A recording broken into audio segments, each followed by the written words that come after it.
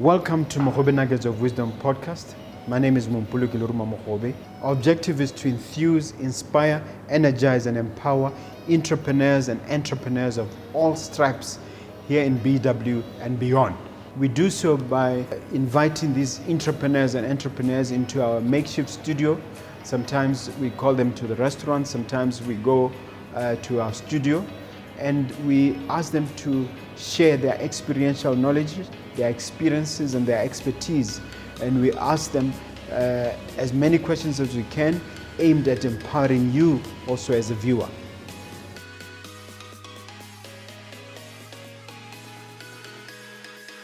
Hello dear viewer, dear listener, my name is Mompoloki Lerumo Mogobe. Welcome to yet another exciting episode of Mogobe Nuggets of Wisdom podcast. We do our best as always to bring cutting edge, informative information that will help you in your entrepreneurial journey, wherever you are, whether you're an aspiring entrepreneur or an established entrepreneur.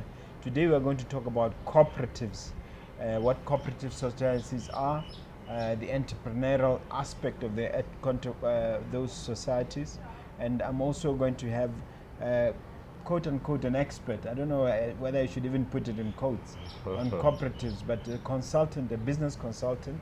His name is Sealetsa. Welcome to our makeshift studio here at Black. I thank you, Mr. Mogobe. Thank you very much. Would you care to share your background in terms of your name, your training professionally, and how you get involved with cooperatives? Good afternoon, listener out there. My government name is Sealetsa. I hail from Kanye. And my training is with accounts. I'm an accountant by training, but as life would have it, we always have those short lefts that we take in lives, and you ultimately fall upon something, or something falls upon you that ignites your passion. So I'm a passionate cooperative consultant. I am in the industry of cooperatives. Okay. Tell us about MC, which is Mesto Consult. Mesto Consult, it has a very interesting concept to it, because the name Mesto itself comes from the brains behind the company, being Sealetsa. It was an evolution of names as you'd have it with our guys.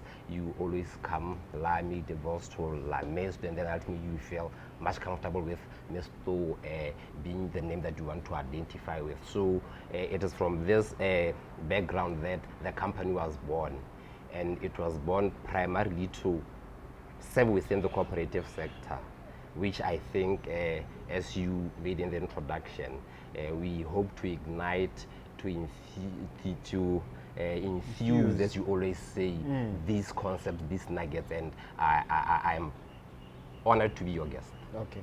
All right, let's now get into the heart of it. Describe what a cooperative society is and when they started. Some bit of background. There was a group of gentlemen. These guys were weavers. Back in the 1841, around there. They were weavers, and they had challenges as any entrepreneur would. So they sat and they said, how do we better our trade? How do we become relevant? How do we serve the market better? How do we make good of the economies of scale? So I don't know where this inspiration came from, but they decided, how about we form something that we'd call a cooperative? These have since been given the title Rochdale Pioneers. So cooperative, the movement, Rochdale Pioneers. Is that where they met? Yes. That's where is where again? It's in the UK or? Yeah, it's in the UK. US. Yes, it's in the UK. Yes, in the UK. Yes. So these are our founding fathers, if I may call. But pretty much what they were looking at is that cutting edge advantage that comes with coalition, that comes with seeing you as someone who can advance my purpose as compared to when I am a standalone enterprise. By definition, which is an international definition, because we're talking of an international movement. By definition, a cooperative is an autonomous, and these are some of the key ways that we always try to emphasize on. One, it's autonomous. It's an autonomous association of persons with a common economic, social, and cultural need that they need to address. And it's voluntary. It's a movement of voluntary members. I cannot enforce the movement upon you, because at the same time we try as much as possible to be democratic. So it's an autonomous, democratic, and movement which takes care of your needs economically, socially, and otherwise. How do you distinguish it from a syndicate or even from a motelo? Yes. Well, I'm not too versed on Metzelo and syndicates, how they thought around the formation of such was crafted. But Motelo, you'll have a treasurer who takes all the money, and then December you give to one of them, and then sometimes the treasurer runs with the money. It's a simple, loose association of people who are helping each other. Sometimes they work for the same company. I'm sure you are familiar I'm with familiar with Motelo, but what I was saying is I don't know what inspired the formation of such associations. But I like the term that you used, loose. With cooperatives, we are not loose. We have structures that are governed even by, we have a Cooperative Societies Act, which I don't even know if many of us know that we'll get we to have it such now. Yeah, an instrument. So these are structures that are legislated, regulated. The government has interest in cooperatives. So that's the distinguishing factor. But I think the notion behind the formation of the two is almost similar. But this one, it's formalized. You have that assurance that even government can stand to defend me if I somehow have been Tell me, is it is it a society or a company? Is it registered under the Societies Act? Yes, the registration. Or is it under the Companies Act? Yes. We have a Department of Cooperative Development, which is housed under Masarames Ministry, Trade. So that's where the registration takes place. So you don't have to go to SIPA for registration, but you do your registration through the department. There's a director who oversees that, so that's where the pretty much the oversight comes from. Okay, let's talk about types of cooperatives. Yes. There are different types. Can you take us through them? Yes, there are different types of cooperatives, but I'd want to just split them maybe into two categories. The first being what I'd call a financial service cooperative, which we call a SACCOS. The acronym is SACCOS, Savings and Credit Cooperative Society. That's where members are organized, and the requisite, and this is what we always stress, even in the name itself. It starts with saving. So for you to access the credit, which comes later, you first have to save. So it's a financial service type of cooperative. So that's where your financial matters are answered. And then we have what I'd put under a class other services. What do I mean by other services? Exactly that. I mean that from your background of being a practicing attorney, you can actually organize amongst yourselves to leverage by forming an association, a cooperative, where I come to access legal services from your cooperative. Musicians can organize themselves into a cooperative where their issues will be attended to by them, the members. They are autonomous, like I said, which then basically means how we run, how we manage our affairs entirely rests with us. For as long as we are not contravening the provisions of the Act, government won't have an issue with you. So we'd have those financial services and other services. But the founders were smart enough to say, you know what, let's then maybe create another category, which would now maybe be called your multi-purpose cooperative. Is that a which, third category? which then means I can have a combination of the two categories that I talked about. I can have a combination of financial services and other services within one cooperative, and I'll be called a multi-purpose cooperative. So, in terms of the infrastructure, what are we talking about? We're talking about officers, we're talking about members, or is there a distinction between those who are office holders and those who are quote-unquote shareholders? Yes, there is a distinction. Tell us. That's why we would have matters that have to do with governance, which then means if Mogobe Plaza decides to have a cooperative of its own, the members, in this case, let's assume, are your employees. From these very same employees, we are going to pull out a crop of governance personnel from the same. So you'd have governance which will be giving oversight of the affairs of the members, which would form your credit committees, your supervisory committees, which play the role of audit, would have your board of directors who are giving instructions that they get from the members to the staff members. So as cooperatives, we have to have clear defined structures that even answer to the issue of employment creation. So I'm not in any way supposed to be found to be meddling in the affairs of the business as a chairperson. Okay, before we now go into the nitty-gritties, how were cooperatives introduced into Botswana or Bechuanaland? Pretty much the same concept that was seen to be working from the very first day when these institutions were conceived.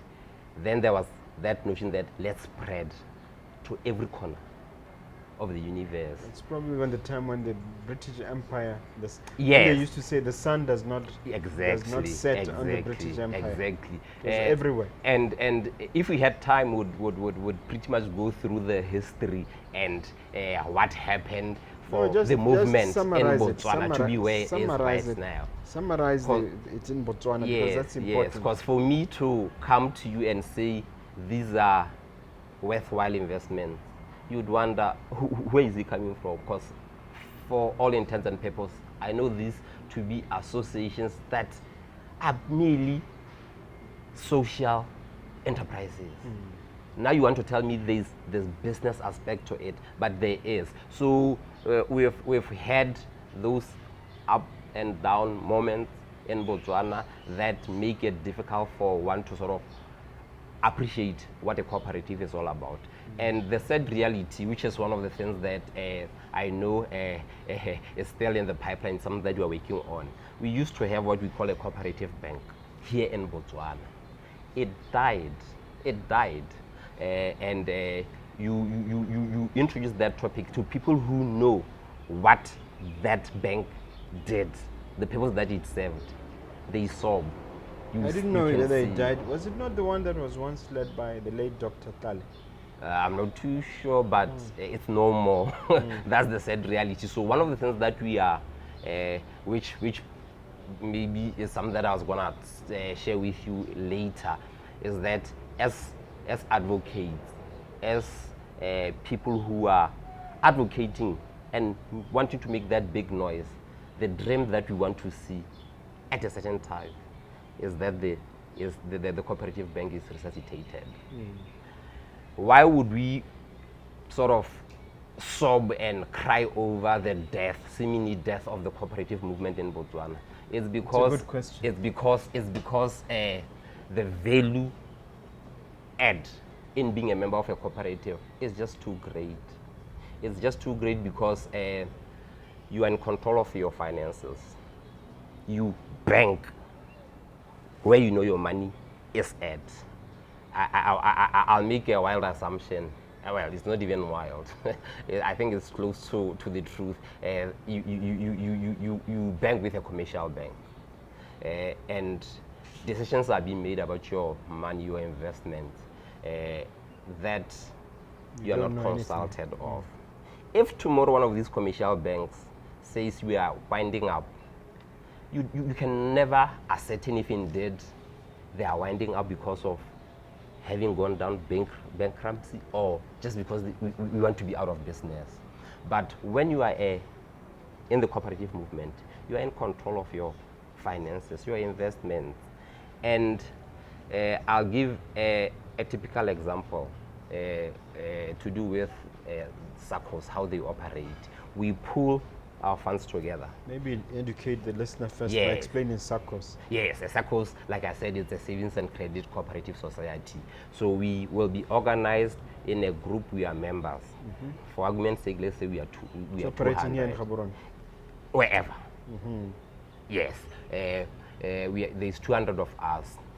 We draft, which forms part of your registration, the requirements. We draft what we call bylaws. We draft what we call a feasibility study to say to the director, we want to set up this sort of organization. And we've done intense research. We've answered issues of sustainability. We've answered issues of our common need. So here we are. Can you please give us a certificate to operate? The director will give us the certificate to operate. And one of the prerequisites that comes with being a SACCOs is that each and every member that you have saves on a monthly basis.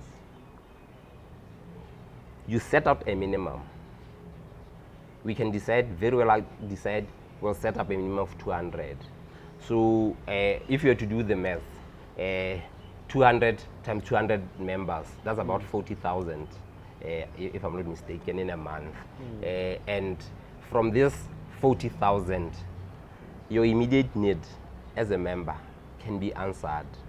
Should bereavement fall and you need money to go bury your loved one, then you'd come approach the So it has a SACCOs. burial society. No, not really. It's just that I used that example.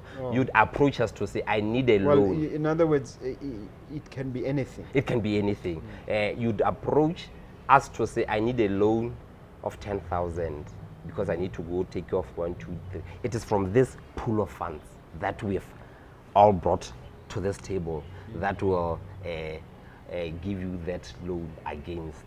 But the other aspect, obviously, to sort of make us liquid, we would need for you, before you enroll as a member, to have bought in to the company. I don't even want to say company, into the society by way of shares. So you buy your shares to become a member. So we've collected funds from all over, and we can answer to your need as a member. The beauty about that is you have savings with us. At the end of the year, we are going to sit and audit our business operations for the year and then say, oh, we had a good year. Well, declare an interest on your savings. It's not predetermined. We determine the interest on your savings at the end of the year after doing an audit. It can be anything. It can even be 15%. All right. Which is unheard of. Let me ask you: are there existing cooperatives now in Botswana that and how many are they and how successful are they? We have quite a number of cooperatives. If I just to talk of this one that I'm talking about, SACCOs, a lot of institutions, because one key question that you have to answer is how you're going to take care of your collections from your members. So predominantly in Botswana, the type of SACCOs that we have are institutional SACCOs. You'd have, say, Botswana. It has one. Is it an acronym for something? SACCOs? SACCOs is Savings and Credit Cooperative Society. Yes, of course. Your Botswana has a SACCOs. Your BPC has a SACCOs.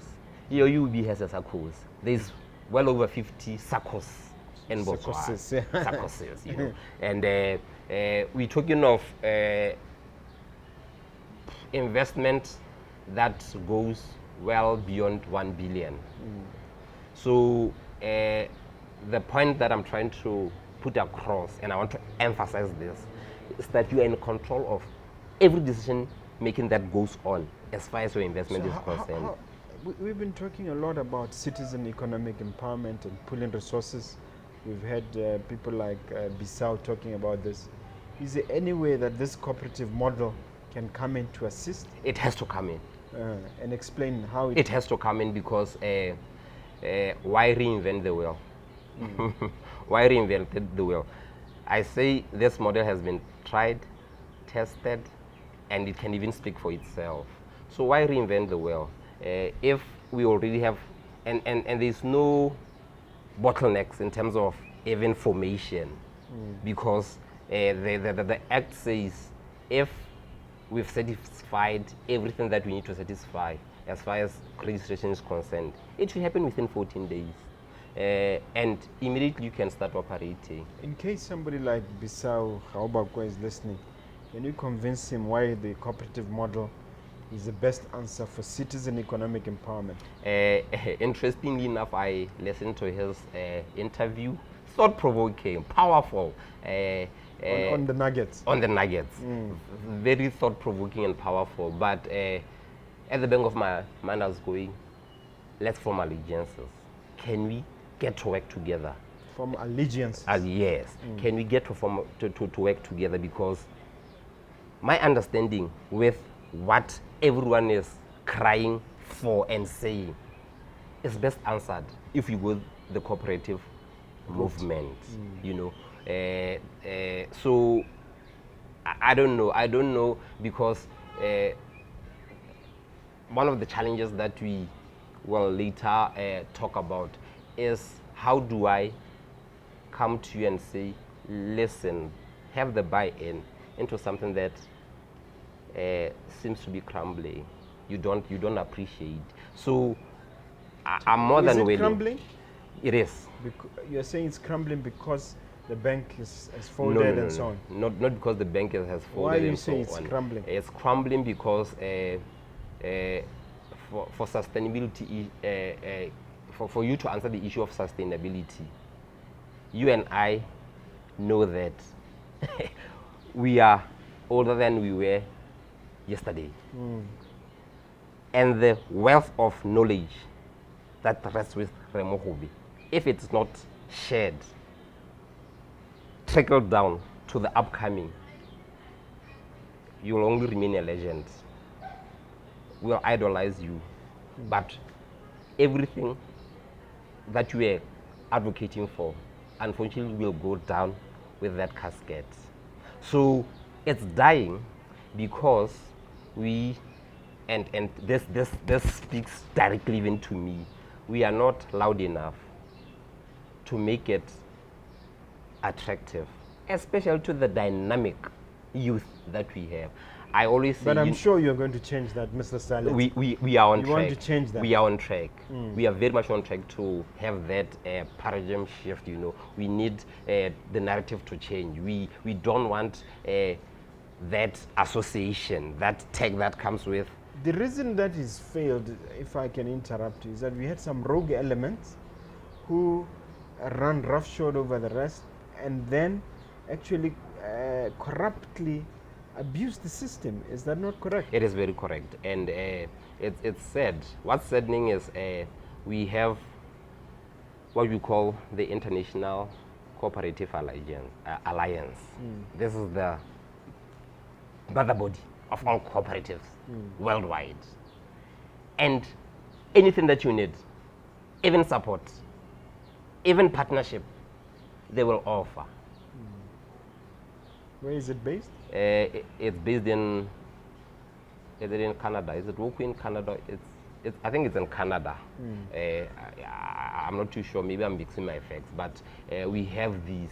And for as long as we are not tapping on to get from these structures, the cooperative movement will die. And we need to advocate, not just advocate, because I always, like I was referring to the example of hardly a week goes by without government saying cooperatives, get into cooperatives. the sad reality is there is no empowerment, there is no training, there is no education, there is no advocacy that is backed. Is this problem only in Botswana, or it's worldwide? I think regionally and worldwide. Here and there, but if I were to go with you to Kenya to see what the movement does down there, you'd be so amazed, shocked, because I'll give an example of one society that I know. In fact, two. One is teachers. It's a circus for teachers. One is teachers for police force. You know, circus for the police force. Yes. You know, these guys, even their salaries get processed through their circles. They don't know what a commercial bank is, because everything that you need you can get from such an establishment. So it's not too late. We can resuscitate, and it's not a one-man kind of endeavor. It's not a one-man. Let me ask you a question. I've been appointed recently as a chairman of a church building committee to advise on church building and church infrastructure, and I've been debating a model that I can come up with that can work, that is semi-autonomous or semi-independent from the Seventh-day Adventist Church organization. Do you see something like this working? And if so, can you give me some pointers? Yes.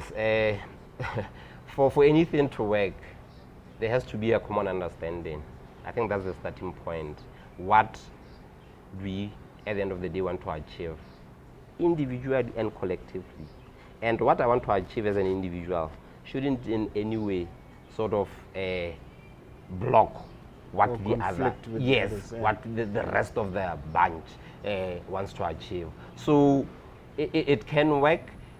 Like pretty much I strongly believe in the concept of conducting some study of some sort before you can embark on such a thing, because on its own, bringing people, different backgrounds, different professions. Yeah, you know, I think professionals, those are the most difficult people to deal with, because for some reason you always set in their ways. There's that ego. So you have to come up with a model that addresses all these, you know, and that feasibility study, that research, that advocacy, that buy-in, lobbying for members to feel that this is our thing, we own it, we are independent, there is autonomy. We are not going to be relying on the decisions of the church elder. Our ideas will be respected. Will be respected, you know. And applied. Yes. So the biggest pointer that I'd dish out is that intense study that answers to the why aspect of things. Let's talk about the regulation and legislation. Obviously, we don't want this situation of people running off with other people's money and driving the organization down the ground. What legislation and regulation is in place to protect against that? Yes. Like I alluded to earlier on, we have what we call the Co-operative Acts, Societies Act, which pretty much details everything as far as why we as government would recognize you as a cooperative, what you need to do going forward, and what measures will take if you contravene the very provisions that we gave you that practicing certificate under. Earlier on, you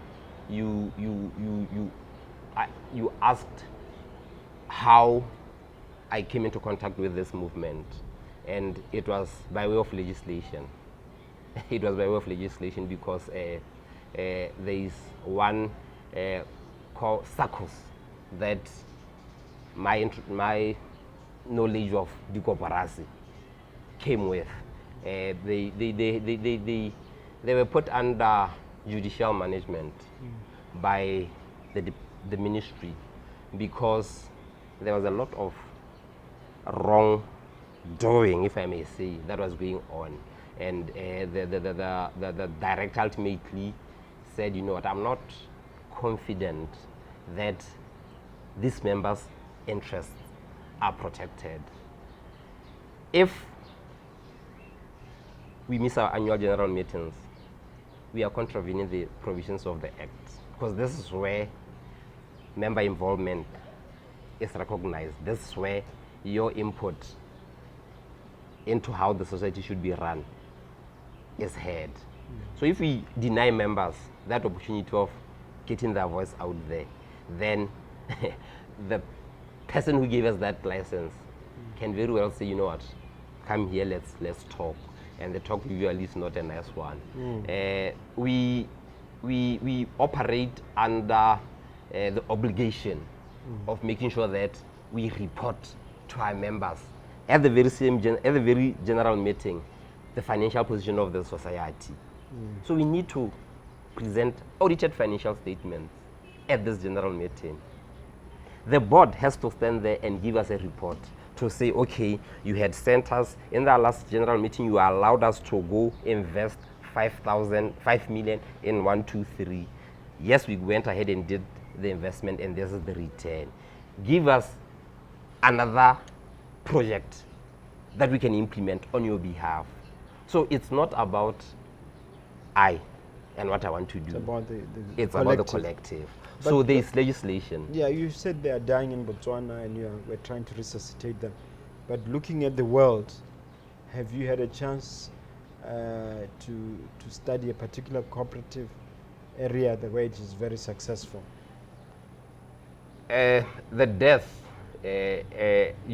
because there is measures in place that pretty much, for all intents and purposes. Because if you haven't, I have in Israel, they call them kibbutz. Yes, no, I'm coming to that. Oh, okay. But what I wanted to say is we have structures in place that should sort of be keeping us on our toes. Yes. As individual cooperatives.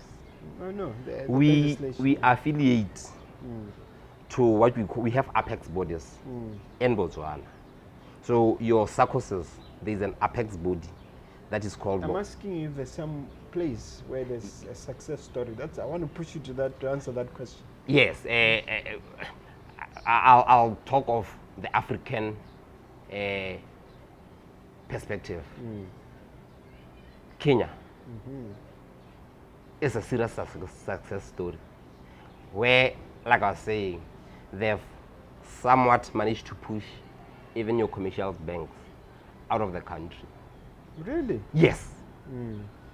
Yes, they've managed to push commercial banks out of the country. And the thinking behind that is, why take my 100 puller and give it to some foreign institution? Yes, who will make decisions on my behalf?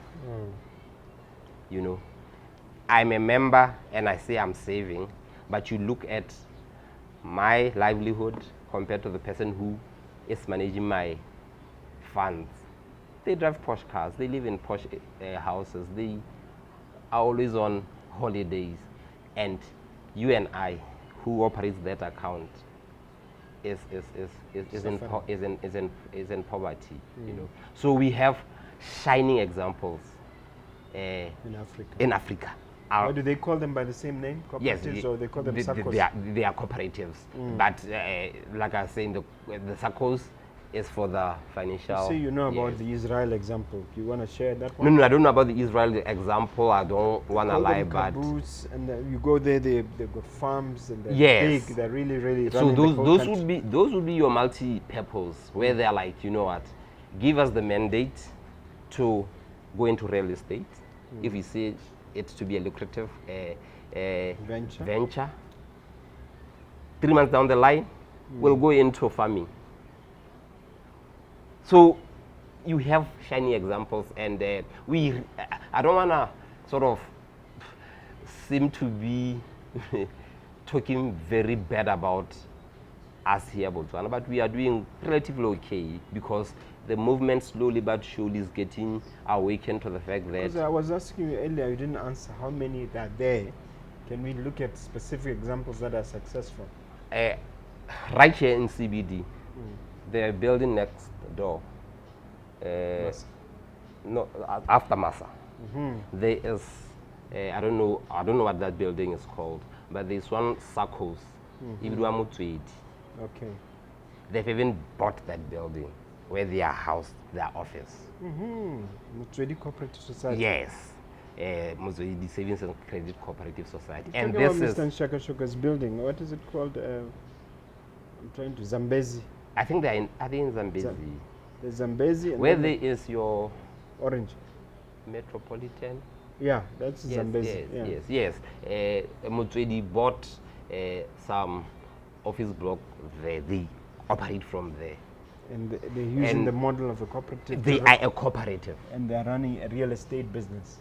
You can venture into any and everything, like in I that said. case, Yes. in that case. But it's because they collected, and they're like, we need to invest on behalf of our members. So why should we, as a cooperative, be renting space from Mogobe when we have Our own space. the capabilities, we have the resources to have a space of our own. You have success stories in Pigwe. You have success stories in Francistown, in Joanne. So there's quite a number of good examples even here in Botswana. Yes. All right. You say saving the cooperative way. Yes. What is that? Saving the cooperative way. There's one gentleman that I like very much.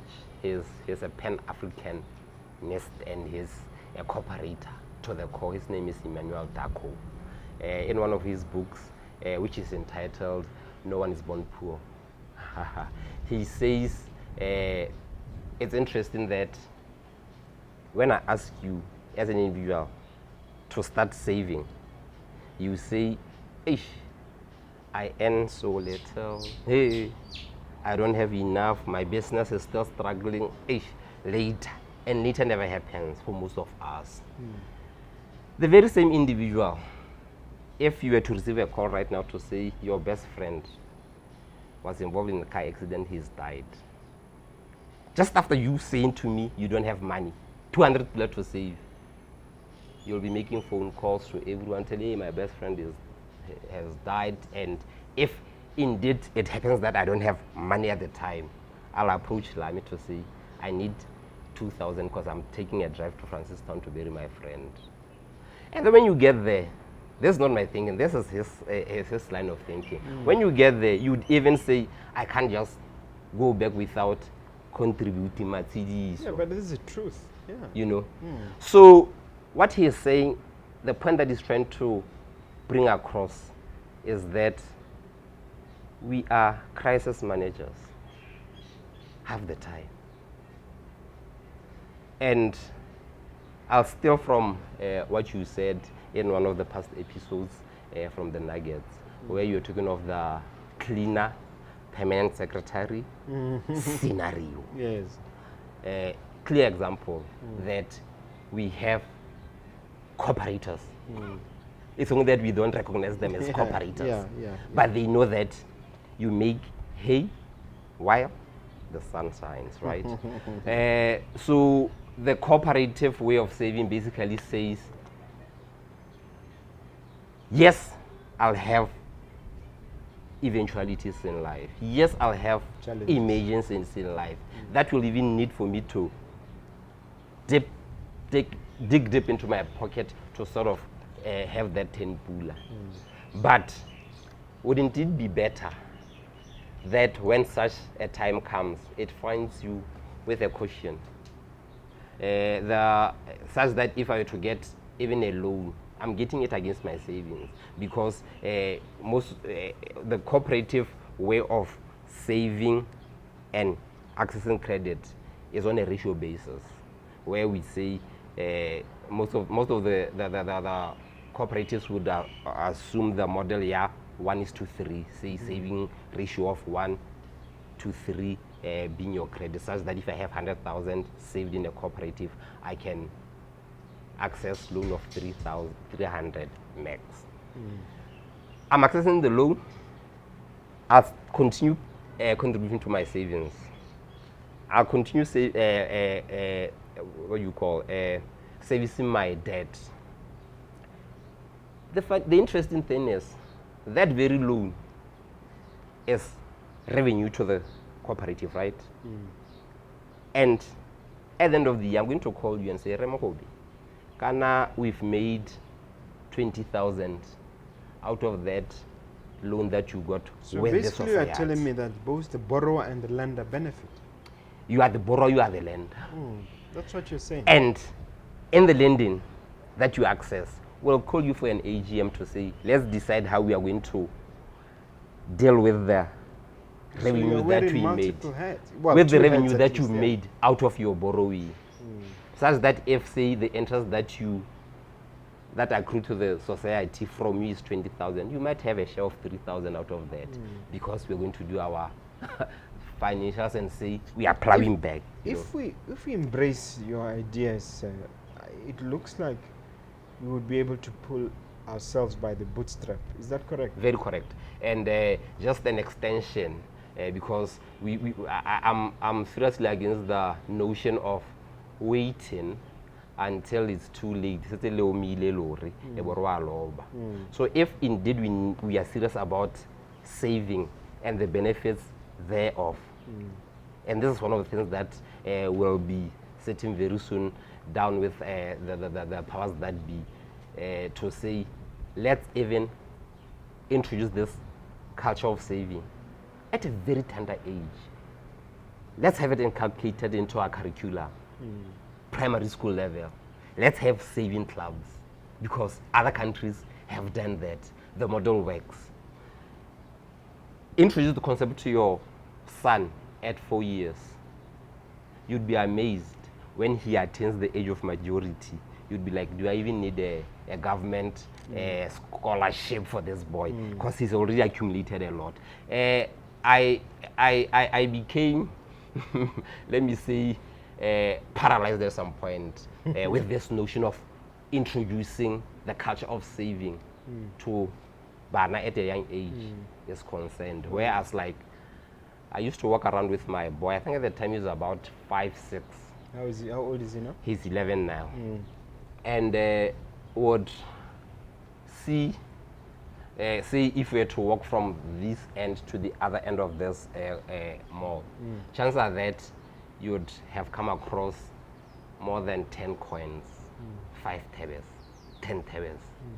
And I said to this boy, you see this is money. And if you want to make a million is made out of a collection of these 5 tabers. So we started picking coins. We became crazy. Where seeing us walk through a mall, half the time our heads are like, we are like, yes, yo. And that thing became a part of him. And okay, at some point, with me it went down, but he carried on. And I remember there was a time where I was running an account with Savings Bank, BSB. I had opened a pubs account, and I remember we'd collect these coins, and at the end of each month would go save. You'd be amazed.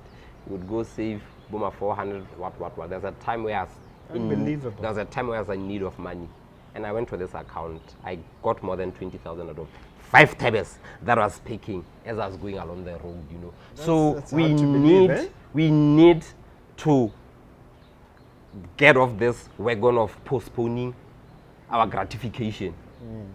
Okay. If it has to be immediate, that is gospel to me. I love it. Yes. Tell me about COVID, and since we're in the middle of it, this worldwide pandemic, how has it impacted cooperatives? To be very honest, I think for the cooperative movement, I'd outrightly say it caught us unprepared.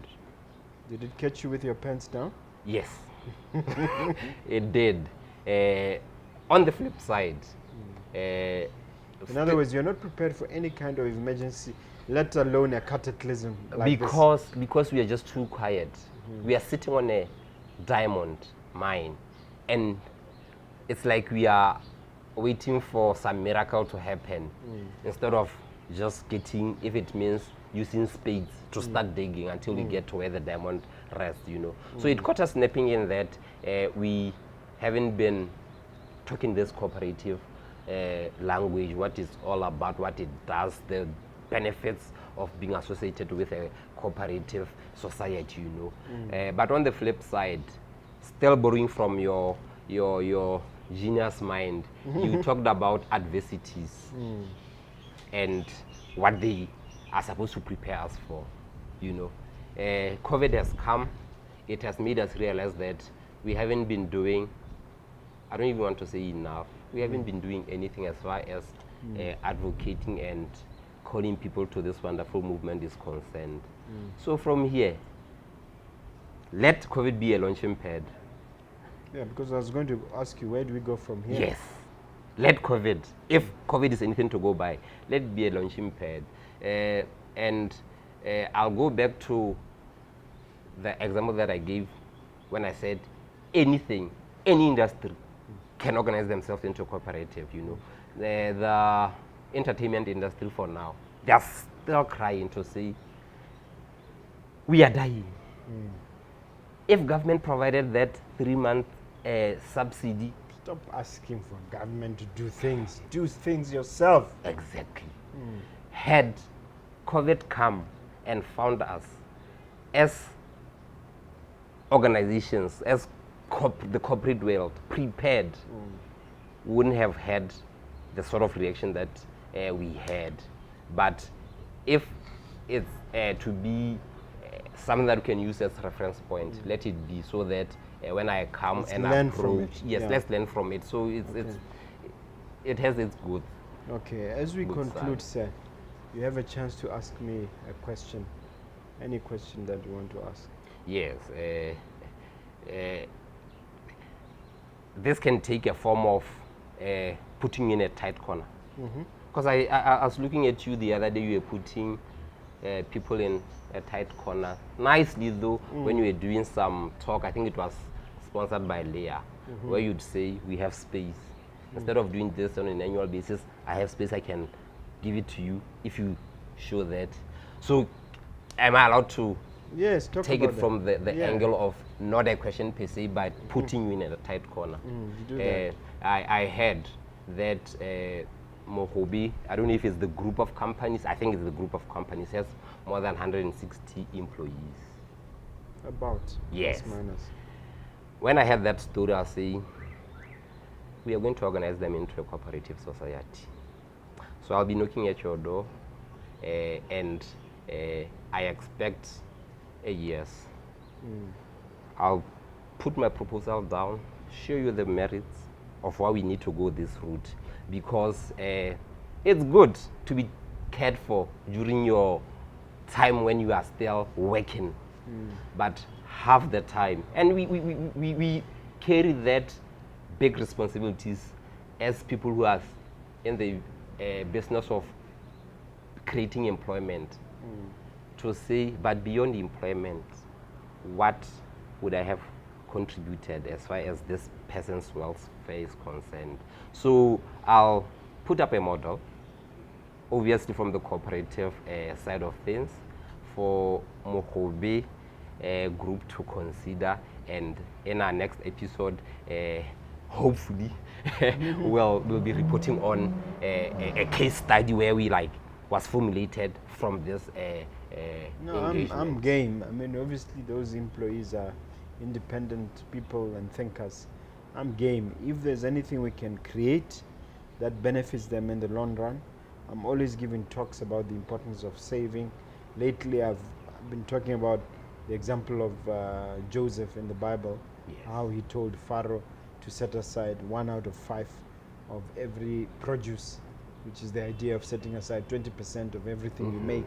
Yes. I've been obsessed about that. I've given sermons about that. I've given lectures about that. So if there's a way of introducing a saving mechanism through a cooperative model for my people, so that they don't keep borrowing money, they don't keep struggling for money, I'm all for it. You know, Yes. automatic savings. Yes. And obviously we we need to be sure that there are controls in place. Yes, The yes. reason why cooperatives are dying is because those controls have not saved the cooperatives. So we want to be sure what new controls are in place. And I kept asking you, where is the successful cooperatives are? I kept asking you, where are the examples all over the world? Because I believe in this thing of proof of concept. Even when young entrepreneurs are pitching to us in the context of Angel Network Botswana, and they want us to put our money in, I always say proof of concept. Yes. So you'll notice that throughout the interview I'll say, if they're failing, where are they succeeding? To me, that is very important.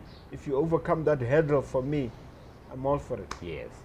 I'll definitely be coming, not any time far from now, and we'll fresh that idea. Okay. Yes. As we conclude our conversation, please look to the mic and say something inspirational, something motivational, a good takeaway for the viewer.